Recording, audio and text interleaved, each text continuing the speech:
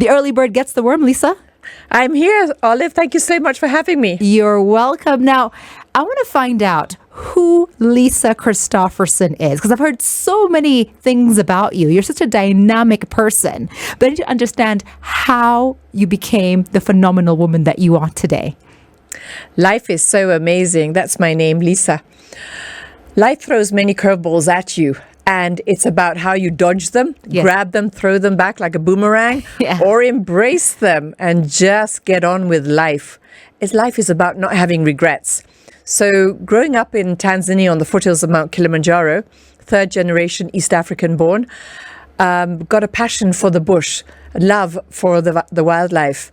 And Chewy, Mama Chewy, this is my signature piece. You know, even here, my thermos, Chewy, my top, bling Chewy, Chewy in all forms. So I spent 10 years of my early life in Tanzania, followed by 12 years in Denmark. I'm Danish of origin and proudly Kenyan today. Nice. So a shout out to Ole.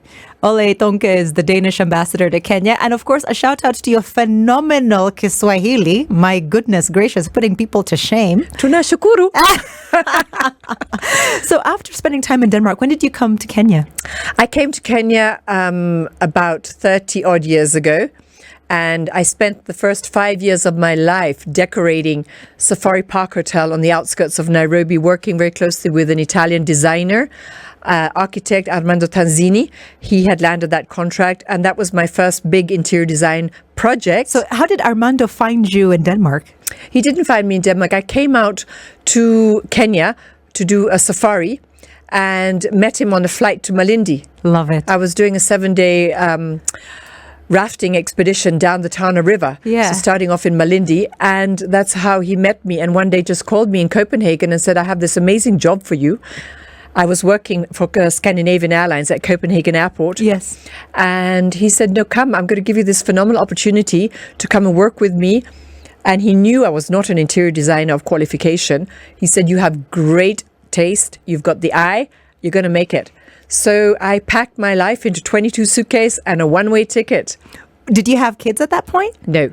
Wow. So you really just went off on your African adventure? Absolutely. I just did it by myself.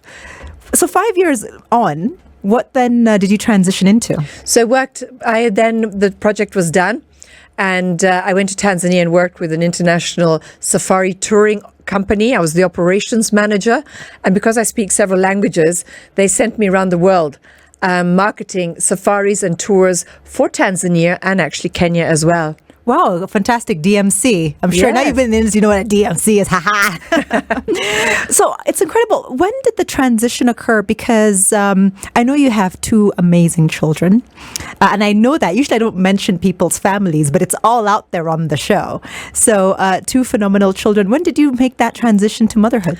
So in Tanzania, when I was working with the safari business, and I also set up a shop there. I took over an old collapsed theatre building on Arusha on Golio-Ndoi Road. Yes. And I created bush friendly. So bush friendly means environmentally friendly, right? It's something that's very close to my heart. Yes. And I created the hub in Arusha. There was nothing. So rented out space to friends. They had the Discovery Club.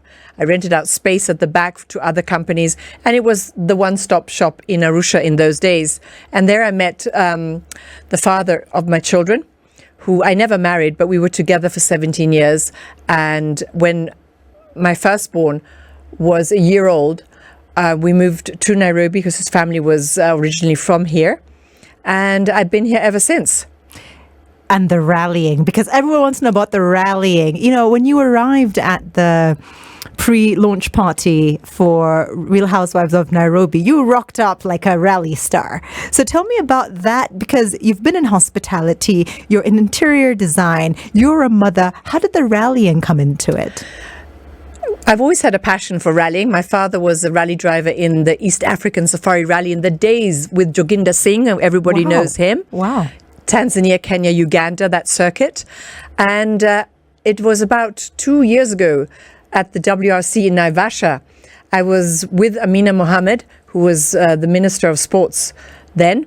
She invited me to just come and spend a day there with the family. And I said to Amina, Yanni, where are the women? The only women I see are like cheerleaders jumping up and down on the side of the roads. Yes. And I said, that's it. I'm going to create the first ever only women safari rally in Kenya. And Amina looked at me. We're calling it the Lioness Rally. That day, the seed was planted. 9 months later, the Super Cub was born. And we had our inaugural rally last year, just a year ago, at Kasarani at the Triple S stage. It was amazing. Incredible. More with Real Housewife of Nairobi, Lisa Christoffersen, including how she battled cancer in a bit.